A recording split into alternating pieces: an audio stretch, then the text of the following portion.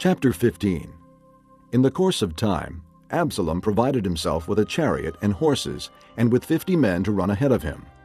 He would get up early and stand by the side of the road leading to the city gate. Whenever anyone came with a complaint to be placed before the king for a decision, Absalom would call out to him.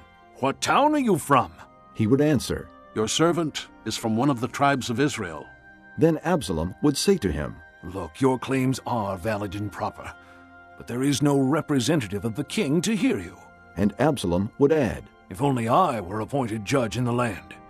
Then everyone who has a complaint or case could come to me, and I would see that he gets justice." Also, whenever anyone approached him to bow down before him, Absalom would reach out his hand, take hold of him, and kiss him. Absalom behaved in this way toward all the Israelites who came to the king, asking for justice, and so he stole the hearts of the men of Israel. At the end of 4 years, Absalom said to the king, "Let me go to Hebron and fulfill a vow I made to the Lord. While your servant was living at Geshur in Aram, I made this vow. If the Lord takes me back to Jerusalem, I will worship the Lord in Hebron." The king said to him, "Go in peace." So he went to Hebron. Then Absalom sent secret messengers throughout the tribes of Israel to say, "As soon as you hear the sound of the trumpets, then say, 'Absalom is king in Hebron.'" 200 men from Jerusalem had accompanied Absalom. They had been invited as guests and went quite innocently, knowing nothing about the matter. While Absalom was offering sacrifices, he also sent for Ahithophel the Gilonite, David's counselor, to come from Gilo, his hometown. And so the conspiracy gained strength, and Absalom's following kept on increasing. A messenger came and told David, "The hearts of the men of Israel are with Absalom." Then David said to all his officials who were with him in Jerusalem, "Come, we must flee, or none of us will escape from Absalom. We must leave immediately, or he will move quickly to overtake us and bring ruin upon us and put the city to the sword." The king's officials answered him, "Your servants are ready to do whatever our lord the king chooses." The king set out, with his entire household following him.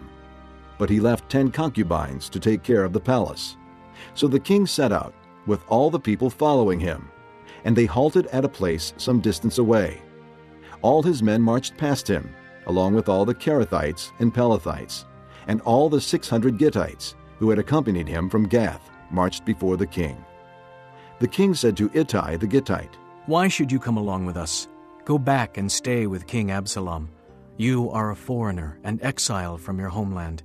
You came only yesterday, and today shall I make you wander about with us when I do not know where I am going?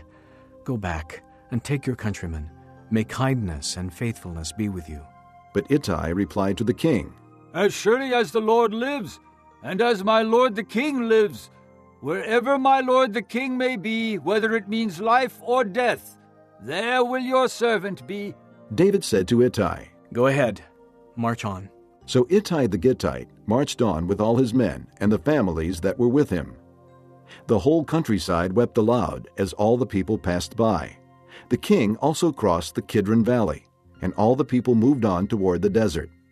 Zadok was there too, and all the Levites who were with him were carrying the Ark of the Covenant of God. They set down the Ark of God, and Abiathar offered sacrifices until all the people had finished leaving the city. Then the king said to Zadok, "Take the ark of God back into the city. If I find favor in the Lord's eyes, he will bring me back and let me see it and his dwelling place again. But if he says, 'I am not pleased with you,' then I am ready. Let him do to me whatever seems good to him." The king also said to Zadok the priest, "Aren't you a seer? Go back to the city in peace with your son Ahimaaz and Jonathan, son of Abiathar.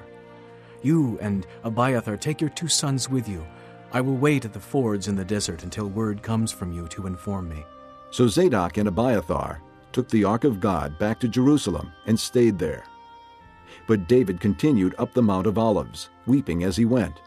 His head was covered, and he was barefoot. All the people with him covered their heads too, and were weeping as they went up. Now David had been told, "Ahithophel is among the conspirators with Absalom." So David prayed, "O Lord, turn Ahithophel's counsel into foolishness." When David arrived at the summit, where people used to worship God, Hushai the Archite was there to meet him, his robe torn and dust on his head. David said to him, "If you go with me, you will be a burden to me. But if you return to the city and say to Absalom, 'I will be your servant, O king.